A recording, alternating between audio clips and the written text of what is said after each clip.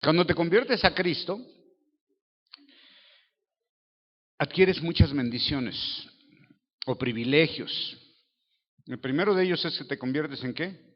En hijo de Dios. Dice que la Biblia que cuando tú recibes a Jesús como tu Señor y Salvador, te conviertes ¿en qué? En hijo de Dios. Y aparte de eso, ¿eres qué? Eres perdonado, adquieres la vida eterna, eres reconciliado con Dios. Muchas bendiciones muy grandes. Todos recuerdan esos primeros días de caminar con Dios, ¿no? Digo, los que se convirtieron ya después de una vida difícil o cosas como esas. Hay otros que ya nacieron en hogares cristianos y el caminar con Dios fue diferente, pero hermoso también. Pero también comienzas a adquirir ciertos deberes que como hijo de Dios te van a llevar a una mayor bendición. Entonces, yo quiero que hoy vamos a tocar algunas escrituras en donde vamos a encontrar algunas de las cosas que deben de convertirse en deber de los cristianos en el diario vivir. Y quiero comenzar con Éxodo 16:4. Esta escritura realmente me sorprendió. Éxodo 16, versículo 4 y 5 voy a leer. Lo voy a leer aquí porque... Ay, no me pregunten cuántos años cumplo, ¿eh? Calcúlenle nada más. ¿Cuántos dijeron? 70. ¿Quién dijo eso? ¿Quién dijo eso? 60. Sí, 60.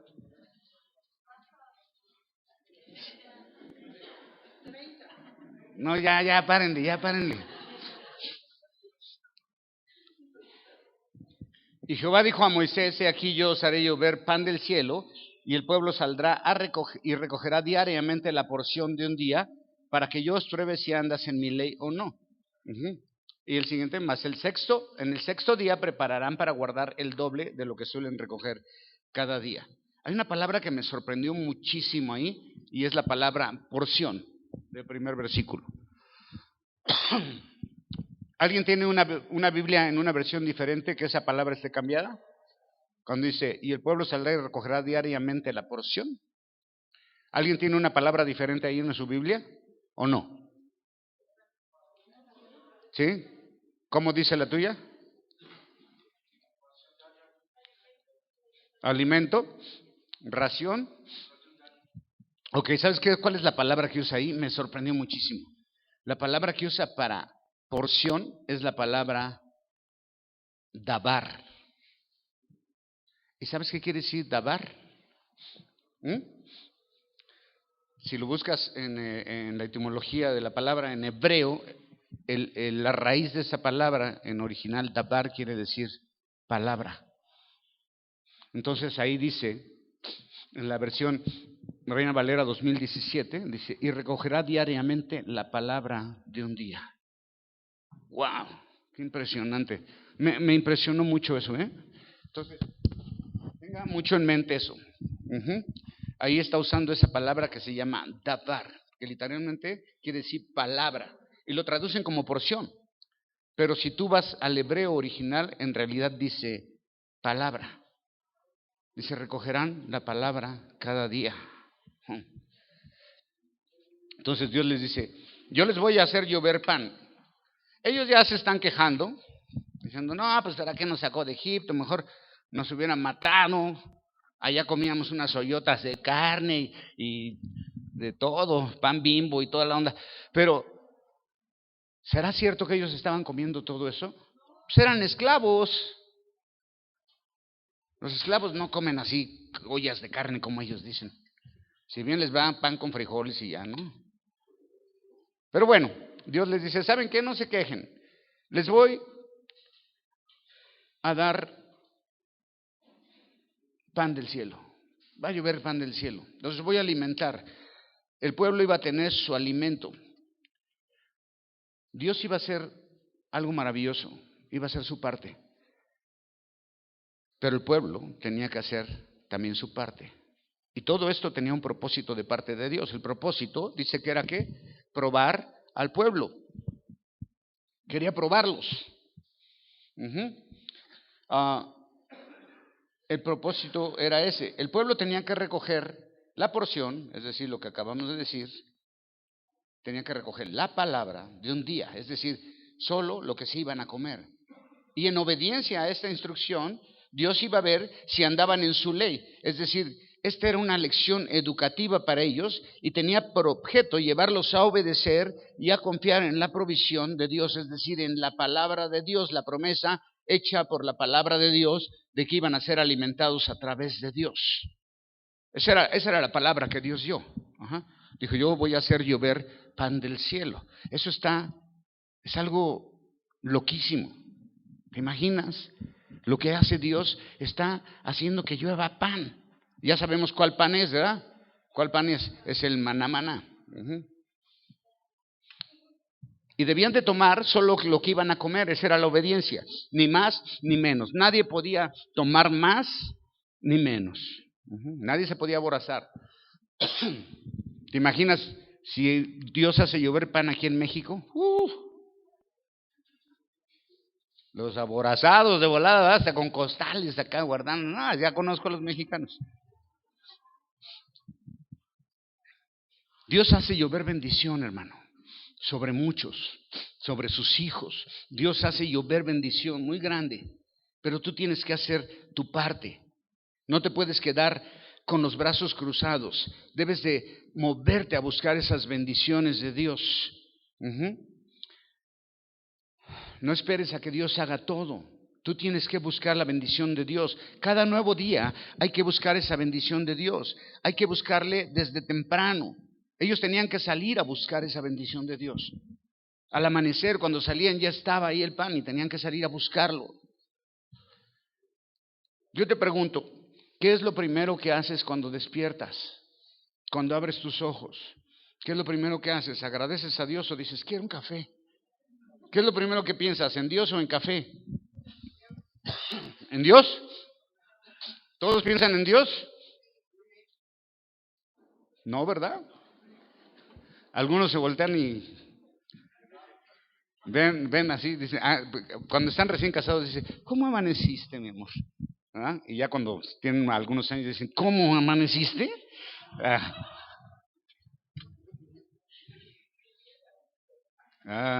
¿Por qué son así? Y el sexto día, como una orden especial, tenían que recoger el doble, ya que sería el día dedicado al culto a Dios, el día del reposo. Bien, tenemos que el primer deber del creyente es que alimentarse espiritualmente. Ese es tu primer deber como hijo de Dios. Alimentarte de su palabra. Tienes que buscar el alimento espiritual al amanecer, hermano. Cuando te levantas, lo primero que tienes que hacer es buscar a Dios. Y tienes que buscar lo que puedes digerir. El sexto día, prepárate con una porción doble, porque ese es el día que vas a dedicar en adoración a Dios. Es decir, que tú debes de venir preparado aquí para adorar a Dios. ¿Cómo? Primero, debes de alimentarte de la palabra de Dios todos los días. ¿Cuántos leen su Biblia todos los días? Nomás les veo las caritas de mentirosos. A ver, ¿cuántos leen la Biblia todos los días? Muy bien, por lo menos hay 4 o 5. Eso es algo que tienes que hacer todos los días. Tienes que comer toda la semana para después venir aquí a adorar y alabar a Dios. Si no comes durante la semana, no vas a poder entrar en la presencia de Dios. Vienes desnutrido, anémico. Primer deber, alimentarse. Después de muchos años, Jesús se identifica a sí mismo como el pan de vida. El maná no tenía ningún poder espiritual. Y Jesús dice en Juan 6:51, yo soy el pan que vino y que descendió del cielo. Y si alguno comiere de este pan, vivirá para siempre.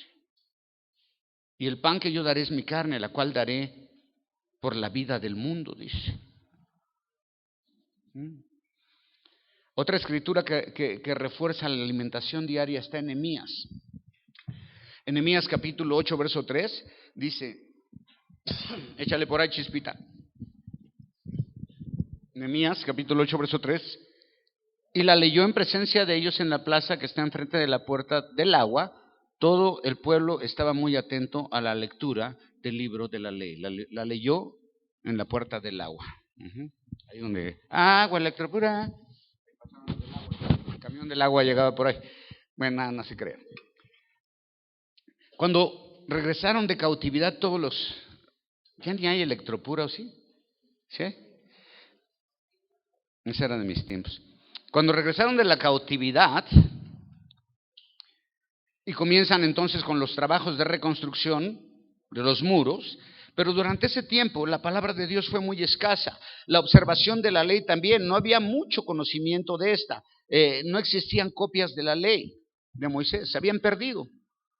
¿Y tú te puedes imaginar una iglesia sin la Biblia?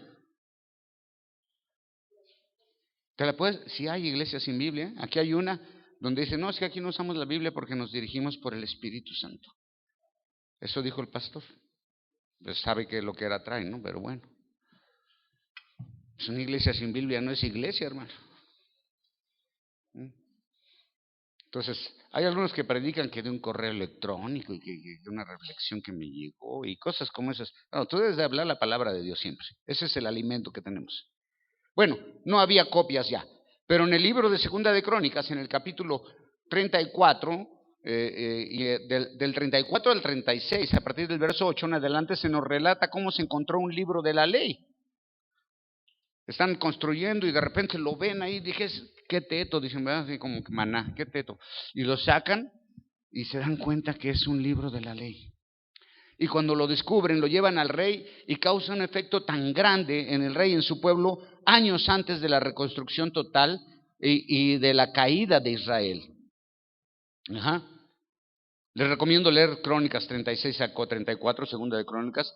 Este último capítulo del libro de Crónicas en realidad es el principio del libro de Esdras, que a su vez se une con el libro de Nehemías. ¿Y qué pasa ahí? Ay, que está bien calientito aquí, bien rico, ¿eh? Sí, algunos están así rocuditos, bien rico. Bueno, ¿qué pasa? Entonces encontramos que en Esdras y en Nehemías pusieron la palabra de Dios en primer lugar en la vida de la ciudad, del pueblo, los trabajos de reconstrucción, ¿verdad?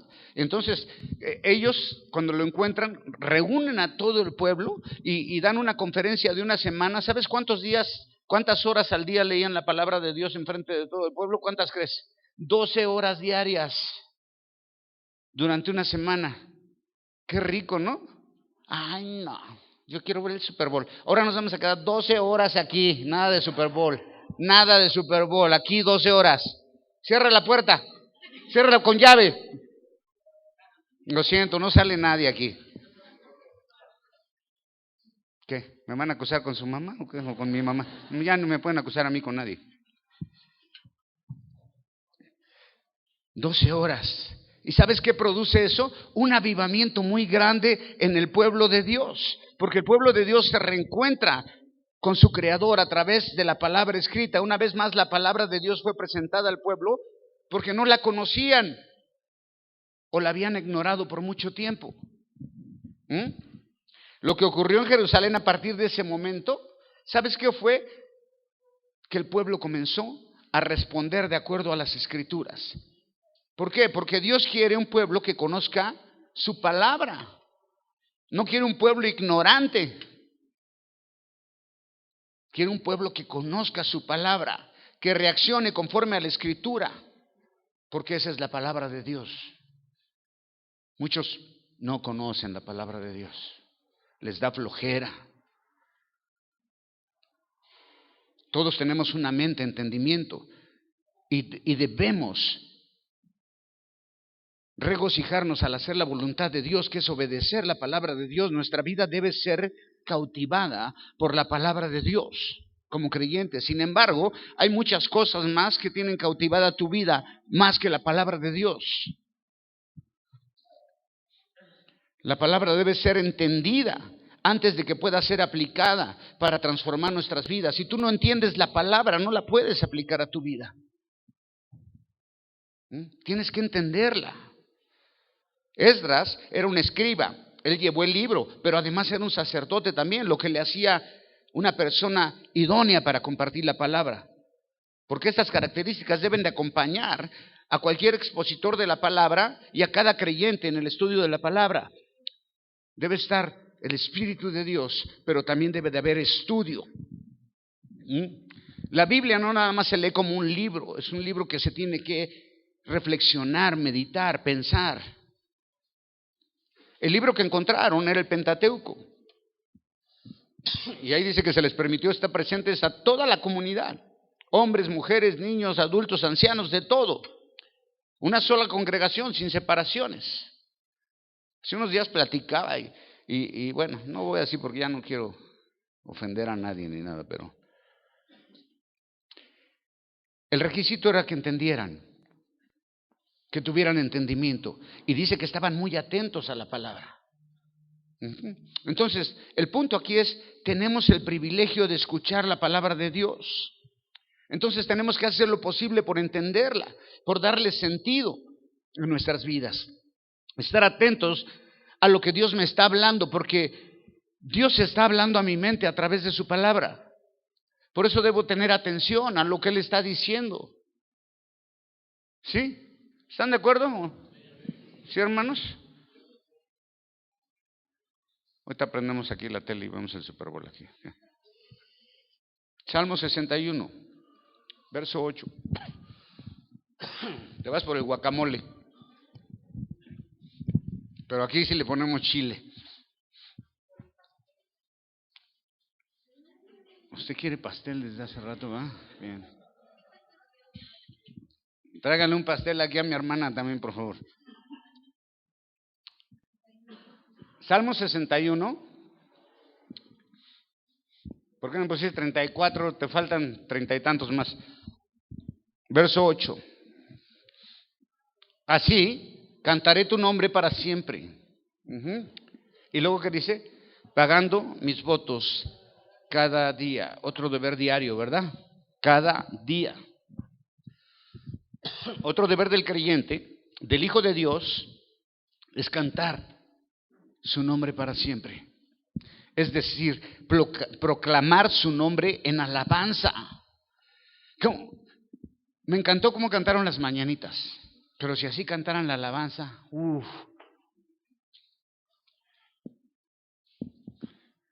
tenemos que alabar su nombre. Ese es un deber que tienes como hijo de Dios.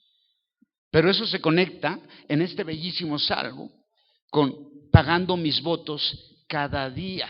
Y la palabra que usa para pagar es shalom, que su raíz obviamente es shalom, que quiere decir ¿qué? Paz.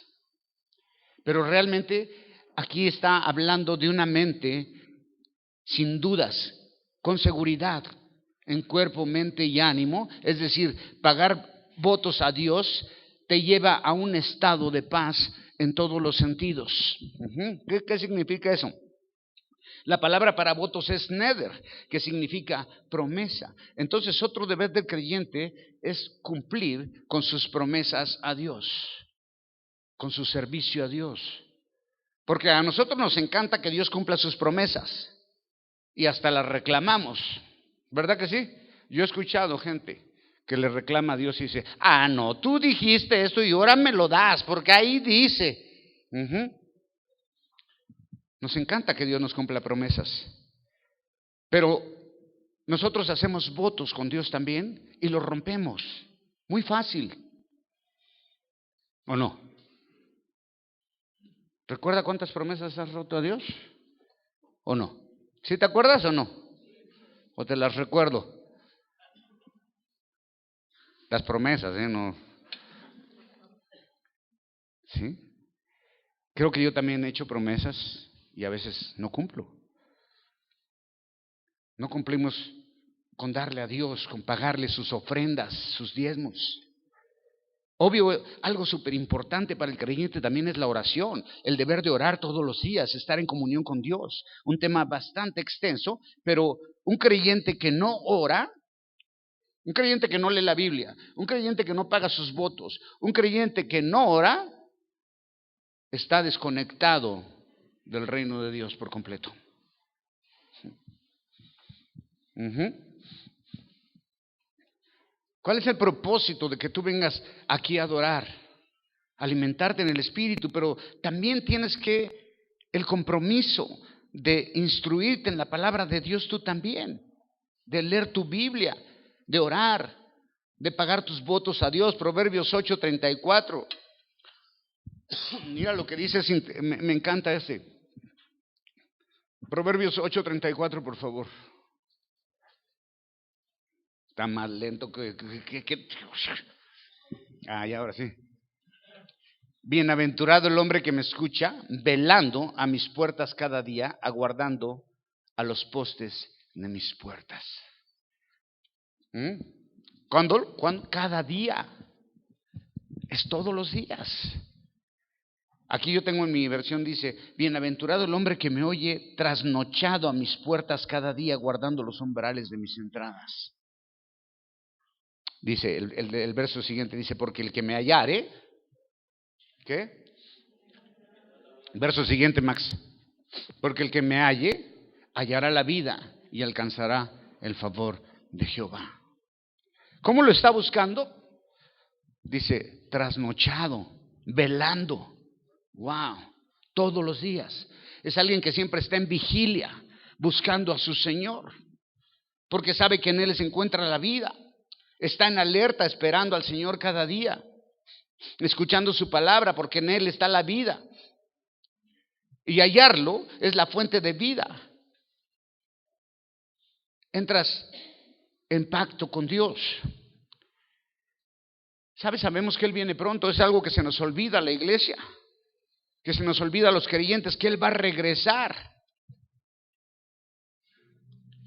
Algo que se nos ha olvidado por completo. Estamos esperando su regreso. ¿Qué estamos haciendo nosotros como creyentes en este mundo? Esperando su regreso. ¿Qué crees que esperaban los apóstoles?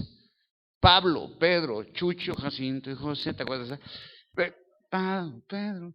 Bueno, ay, me distraigo. Se me vienen canciones. ¿Qué estaba diciendo? Ah, que ya viene. ¿Qué crees que esperaban los apóstoles? ¿Qué esperaban los apóstoles? Pablo, en sus cartas, él ya está contemplando que el Señor está ya a la vuelta. Y así deberíamos de nosotros pensar, Dios ya está aquí en la esquina, ahí viene ya. Por lo tanto, tengo que estar vigilante, alerta.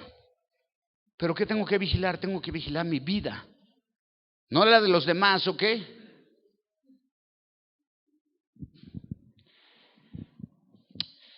Acompáñame al libro de Lucas, aquí nos vamos a quedar un ratito.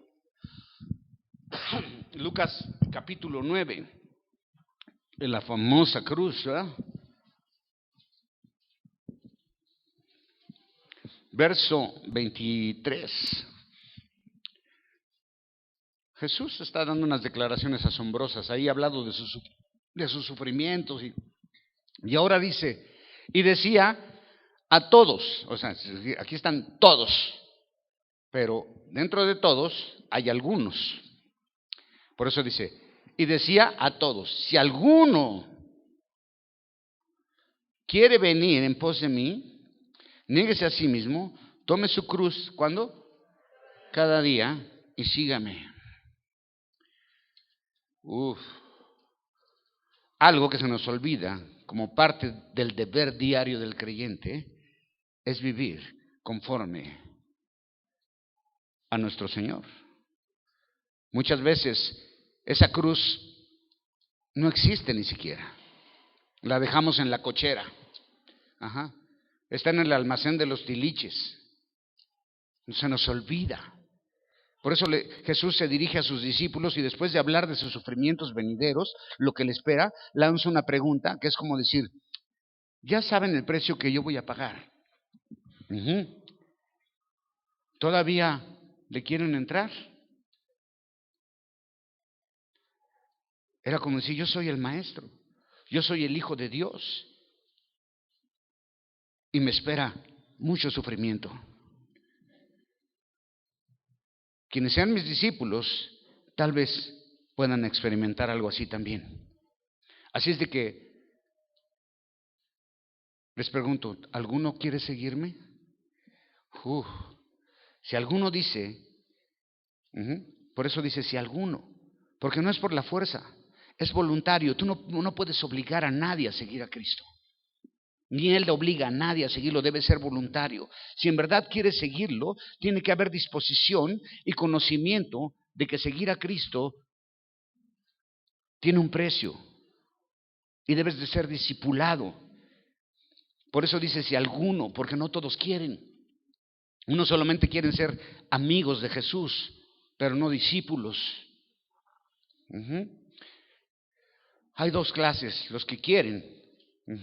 Para los que quieren hay dos condiciones: níguense a sí mismos y tomen su cruz. ¿Qué es lo primero? Es negarse a sí mismo. Es decir, ¿qué quiere decir negarse a sí mismo? Decirse a todo que no. Verte en el espejo y decir no. Mí mismo, no. No. Eso quiere decir que voy a renunciar a mis planes para dar paso a los planes de Dios. Y eso es algo muy difícil. Eso quiere decir que voy a renunciar a mis deseos, a mis pasiones, para dar paso a los deseos de Dios, a mis gustos, a mis privilegios, para hacer la voluntad de Dios. Eso es súper difícil. Eso es súper difícil. ¿Sí me entiende, verdad? Es decir, someterse por completo a la voluntad de Dios para vivir completamente para Él y no para uno mismo. Pero desafortunadamente todos vivimos para nosotros mismos. Muy difícil. Es asumir todas las responsabilidades que implica el discipulado, incluyendo el sufrimiento. En algunos países es muy peligroso ser cristiano. Aquí está fácil. Aquí no te pasa nada. Está como de moda ser cristiano. Ya hasta los artistas se convierten. Ay, es que como que ser cristiano te da así como que algo más acá, ¿no? Y luego ser cristiano gay todavía es más de moda.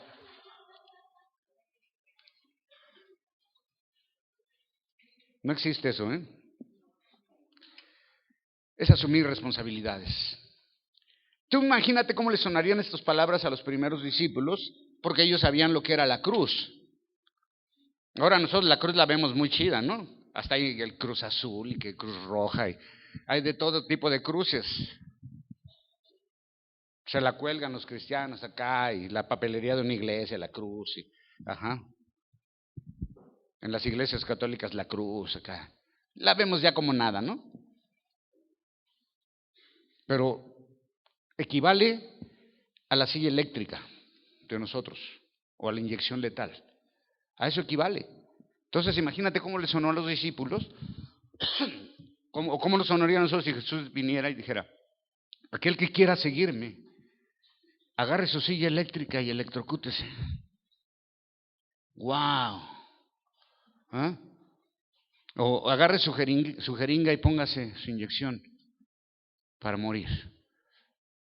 ¿Cómo sonaría para ellos? ¿Te imaginas? Tremendo, ¿no? Entonces imagínate, las iglesias católicas tendrían una silla eléctrica con un mono quemado ahí, en vez de alguien crucificado. Entonces toma más sentido esto, ¿verdad? Traeríamos nuestra sillita eléctrica aquí colgada, una jeringuita. Así sería. Ellos entienden eso. Y tomar la silla no es solo enfrentar las pequeñas dificultades que tenemos todos los días en la vida diaria, no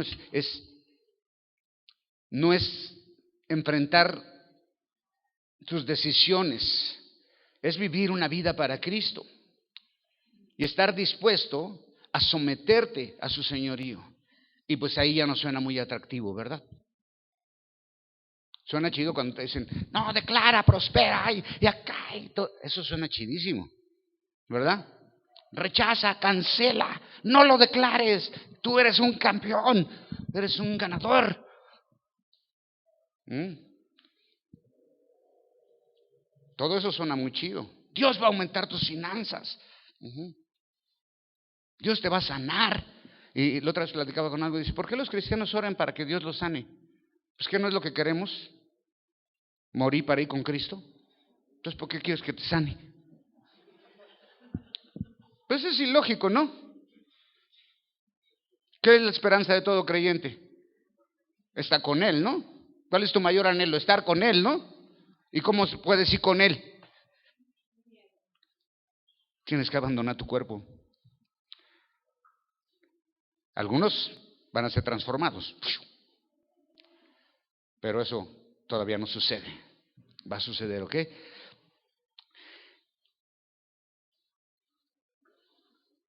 Lo que Dios pide o advierte para quienes pretenden ser sus discípulos, el tomar la cruz le agrega algo. No solo es los domingos o temporal, es todos los días. Es un compromiso de por vida con Jesús y su obra. ¿Cómo es? De por vida. No solo los domingos, no solo cuando te da la gana venir, es de por vida. Jesús no invita a nadie a venir en base a falsas promesas. No está tirando ganchos como tiran en algunos lugares. Un anzuelo para ver si te enganchas. Porque hay muchos que lo único que están buscando es gente. ¿Para qué? Para decir, ¿cuántas personas tienes en tu iglesia? Pues puedes tener muchos. No está ofreciendo un camino fácil o prosperidad. Jesús no ofrece nada fácil. Está lanzando un reto, está lanzando un desafío. ¿Sabes por qué? Porque Jesús no vino para que tu vida sea más fácil. ¿Cuántos creen esa tontería? Que Jesús vino para que tu vida sea muy bonita.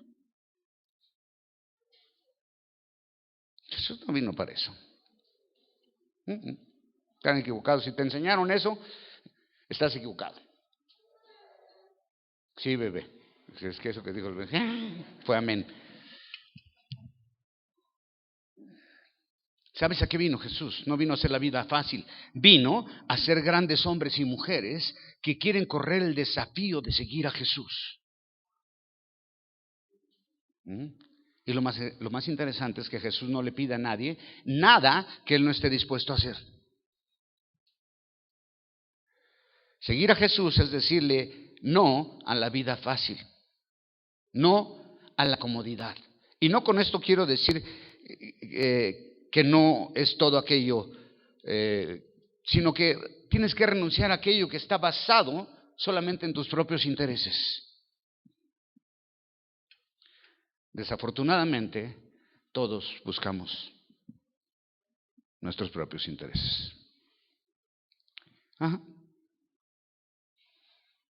No conozco hasta ahorita, incluyéndome a mí,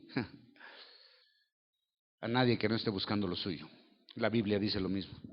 Todos buscan lo suyo. No hay quien me busque a mí. Todos están buscando lo suyo, dice. Tenemos que empezar a cambiar nuestra mente. Empezar a buscar intereses dentro de los planes del reino de Dios. Así que encontramos que hay muchos creyentes, muchísimos, pero pocos discípulos. Y quien quiera ser un discípulo tendrá que someterse a la voluntad de Dios. Quien quiera tener un ministerio es lo mismo. Quien quiera tener una misión es lo mismo. Así que seguir a Jesús equivale a hacer de nuestra vida una vida semejante a la de Jesús. En servicio a Dios, al prójimo, una vida que sigue las pisadas de Cristo. Piensa un poquito, porque decimos, no, pues yo no soy Dios. Bueno, el pastor porque ese es su trabajo. ¿Verdad? Los de la alabanza, pues porque ahí son de la alabanza. Pero yo nomás soy un creyente ahí de la fila. Pero somos llamados a imitar a Cristo. Entonces, piensa qué parte de tu vida se parece a la de Cristo. O si lo que estás tú viviendo y haciendo lo haría Cristo. Chable. Qué difícil. Nos duele, ¿verdad? Al menos a mí sí me duele. Si no te duele, hermano, ya estás muy frío, estás más frío que una paleta. Primera de Pedro 2:21 dice, porque para esto fuiste llamado, porque también Cristo padeció por nosotros dejando ejemplo, ¿qué dice? Para seguir sus pisadas. Qué diferente a lo que nos venden ahora, la mercadotecnia que nos venden en las iglesias de prosperidad, de todos esos rollos. Esos no son iglesias, esos son clubs. Fantasías animadas de ayer y hoy presenta la prosperidad. Digo, no hay nada malo, Dios te prospera, pero no es el punto. ¿Ves? De los creadores de la prosperidad. Con esto voy a terminar. Primera de Tesalonicenses capítulo 5.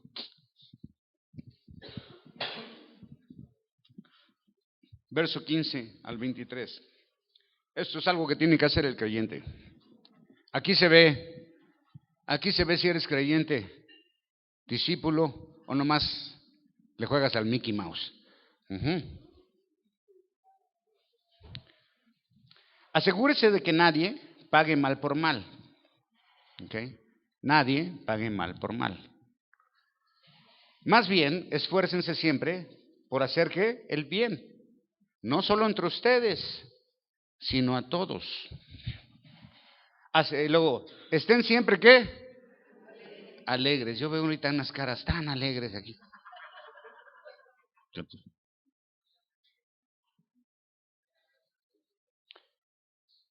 Oren sin César, ya se fue a Canadá, creo. Qué bueno que se fue, y sí estamos cumpliendo con eso. Den gracias a Dios en toda, ¿en qué? ¿En cuáles, hermanos? En toda situación. Porque esta es su voluntad para ustedes en Cristo Jesús. Siguiente. No apaguen la luz. No apaguen el espíritu. No desprecien las profecías. ¿Cuáles profecías se está hablando? No está hablando de esas profecías porque luego dice, sométanlo todo a prueba. ¿Y qué? Aférrense a lo bueno. Doctrina. Eviten toda clase de mal. Que Dios mismo, el Dios de paz, y los santifique por completo y conserve todo su ser, espíritu, alma y cuerpo, irreprochable. ¿Para qué? Para la venida de nuestro Señor Jesucristo. Un amén, amén, amén. A 5 pesos pago el amén y ya. Amén. Gloria a Dios, 10 pesos. Gloria a Dios. Eso, así sí le echan ganas, ¿verdad? Ahí apúntale, 5 pesos. Qué interesante todo esto. Esta porción sería un resumen de la vida diaria del creyente. Ya, Sammy, párale con los amén y gloria a Dios. Nomás uno por choya. Está amén, amén, amén, amén, amén. Me cago. Pablo se ha dirigido a los líderes de la congregación, ahora a toda la congregación en general. Es como si nos estuviera hablando a nosotros. Y lo primero que dice, que todo tiene que ser en manera constante. Aquí, es en el diario vivir, constante. Pon atención en que no dañes a nadie. No hay lugar para desquite. No hay lugar para desquite. Esto no se va a quedar así. Se va a poner hinchado y morado así. Está mal. Así me dijo uno, pero esto no se va a quedar así. Le dije, no, se te va a hinchar y se te va a poner morado. Siempre gozosos. ¿Cuándo, hermanos? Siempre gozosos. ¡Uy! ¿Cómo duele eso? Yo soy bien amargator también. De repente se me bota la canica y me amargo. Y yo sé que tengo que estar gozoso, pero ¿cómo el pastor se pone amargoso? Sí. También soy humano. Lo siento. ¿Quieren me bajo de aquí ya? ¿O qué? ¿Pensabas que era perfecto? Si fuera perfecto, fuera grotesco. Así es de que el casi me salva. Casi perfecto.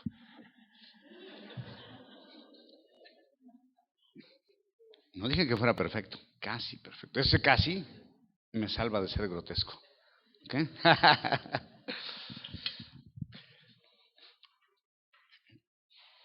Circunstancias. Siempre gozosos. En cualquier circunstancia. Aún en la adversidad tienes que tener gozo. ¿Sí? ¿Están de acuerdo o no? Híjole, son bien mentirosos. La adversidad a veces nos derriba, ¿ves? Nos roba el gozo. Qué difícil es de veras estar gozoso en circunstancias adversas. ¿Por qué debo de estar gozoso siempre? Porque tengo una razón muy poderosa. Cristo es el motivo de mi vida. Cristo salvó mi vida. Cristo me limpió. Cristo me dio la vida eterna. ¿Están de acuerdo? Y por eso estoy feliz. No por otra cosa. Mi vida no depende de nada más que de mi relación con Él. Eso debe ser. Así debería ser. Pero somos muy débiles. Nos tropezamos, nos caemos. Hacemos tanta tontería. Orar sin cesar es una vida de oración constante. La oración nunca se suspende en un creyente. No hay vacaciones de oración. Tomamos unas vacacionzotas en la oración a veces, ¿verdad? Es que ando de vacaciones, 15 días sin orar, un mes sin orar. No se puede, hermano. No podemos sobrevivir. Si así, orando y estando en comunión con Dios, a veces se vienen cosas que nos doblan. Imagínate si tú dejas de orar, de leer tu Biblia, de congregarte, de no estar alegre, de ser amargoso, de andar haciendo todas esas cosas que dijimos que no debes de hacer.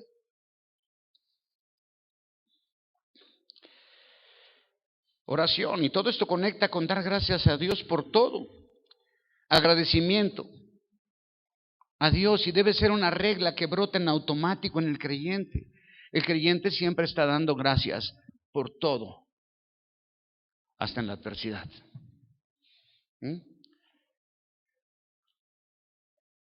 Y eso es muy difícil, ¿o no? Porque cuando vienen los momentos adversos, los problemas, preguntamos, ¿por qué? ¿Por qué? ¿Por qué? Dice Dios, yo ni te hice nada, tú solito te metiste en tus broncas.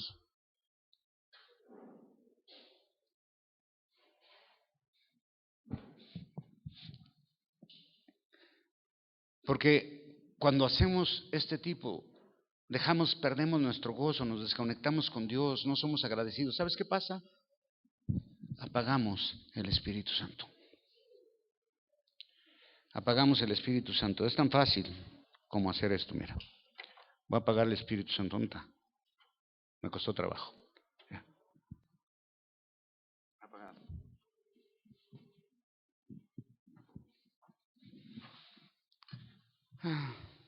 Apagar el Espíritu Santo es limitarlo, estorbarlo. Las reglas humanas, la falta de compromiso, la falta de oración, las malas relaciones unos con otros, los chismes, las quejas, la inconformidad, la falta de comunión con Dios, el dejar de congregarte, todo eso apaga el Espíritu. Son cosas que apagan el Espíritu Santo. Dice que no debemos menospreciar las profecías. Y eso está conectado con el Espíritu también.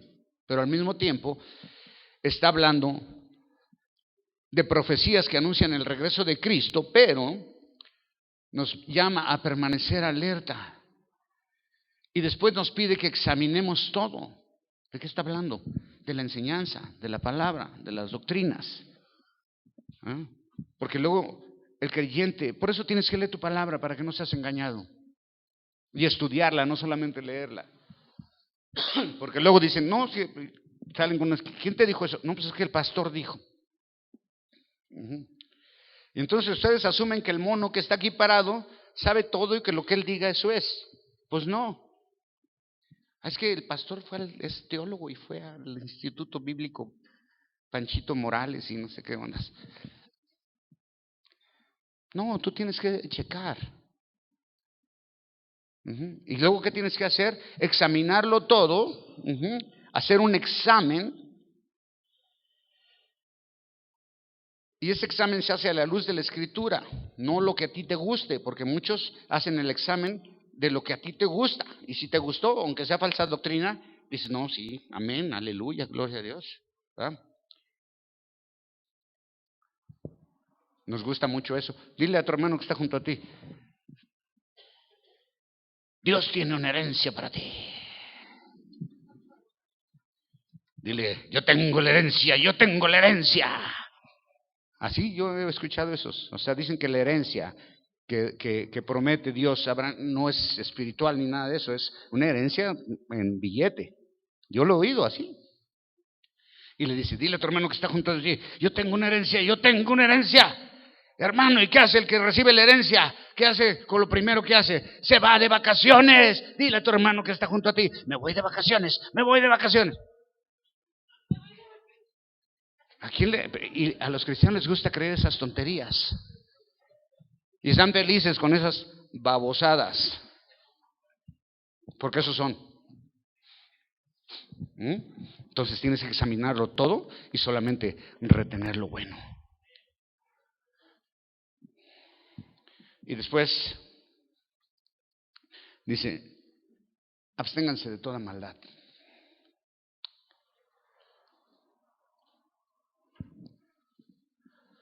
Eviten todo clase de mal. Wow. Muy difícil. Entonces, hermano, tenemos al Espíritu Santo que nos guía, que nos redarguye, que nos guía a toda verdad, que nos ayuda en nuestro caminar. ¿Sí? ¿Está bien? Entonces, tenemos que elevar nuestro compromiso con Dios, nuestros deberes como hijos de Dios. Ya sé que es difícil, y todos me están viendo así con cara de que, uy, ¿para eso venimos nomás? No, si a mí también me pegan, no creas que no, yo soy el primero. Ya hasta me quiero bajar ahorita de aquí. Sí, hermano. Todos somos pecadores. Pero debemos intentar caminar hacia la luz. Todos. Con un mayor compromiso con Dios. Ser creyente es algo muy difícil. Y Dios está trabajando en nuestras vidas. A veces a través de adversidad, a través de bendiciones. Dios nos va fortaleciendo y nos va enseñando muchas cosas.